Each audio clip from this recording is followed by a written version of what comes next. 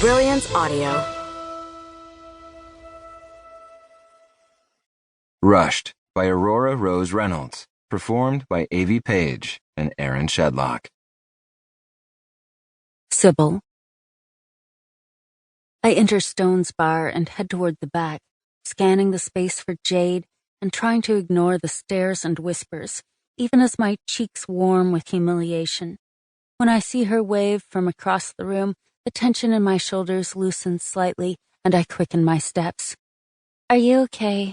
she asks carefully as I slide into the booth, take off my wide-brimmed floppy hat, and place it on the seat next to my suede bag. This is the first time I've been here since... My words trail off, and understanding fills her eyes before she looks around. When her brows drag together and her full lips form a frown, I know everyone is now watching us. "What the hell is wrong with people?" she asks a little too loudly, making me cringe. "It's fine. It's just going to take some time before I'm old news," I whisper, grabbing her hand to gain her attention.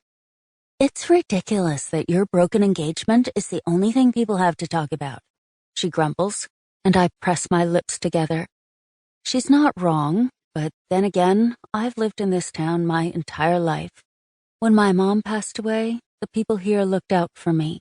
They watched me grow up, knew when I fell in love, cheered me on when I got engaged to my high school sweetheart, and were planning on attending my wedding in just a couple of months. Maybe not all of them, but a lot of them. Once they see I'm okay, things will go back to normal, I assure her, and maybe myself. It would be easier for everyone to see that you're okay if you weren't hiding away in your shop all the damn time. "I'm not hiding, I'm working," I say with a sigh. Okay, I've also been hiding, but who can blame me for needing some time? One minute I was laying out seating arrangements for my wedding dinner, and the next, Galvin, my now ex-fiancé, was telling me that he didn't want to get married anymore. Worse, he didn't even have a reason. The only thing he kept saying was, "It's not you, it's me." I still don't know what the hell that even means. Tanner. Hearing Cybil laugh, I look to where she's standing with Jacob and Parker and curse under my breath.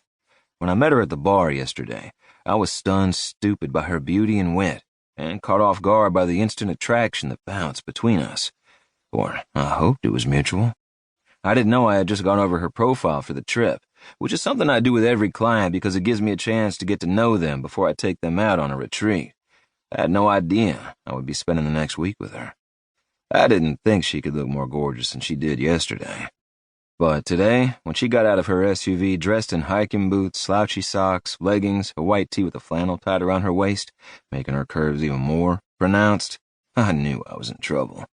She even had a handkerchief that matched her flannel tied around her head, her blonde hair in a messy bun.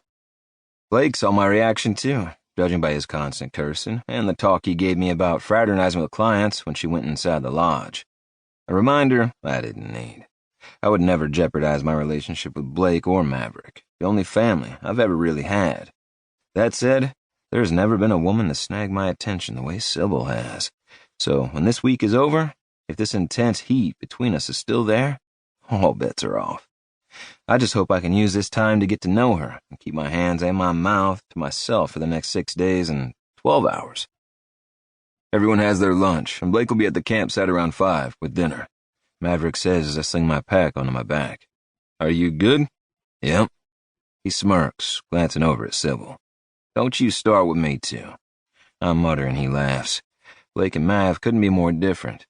Ever since I met Blake on our first tour overseas, he's been a high-strung stickler for following the rules, while Mav has always just kinda gone with the flow and let the cards fall where they might.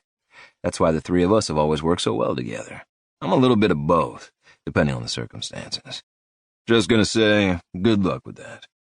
He pulls a satellite phone out of his pocket, placing it in my open palm.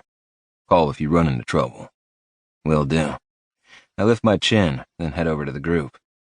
It's not common to see bears on the trail, Blake says as he hands a can of bear spray to each person. But they are around, and so are cougars.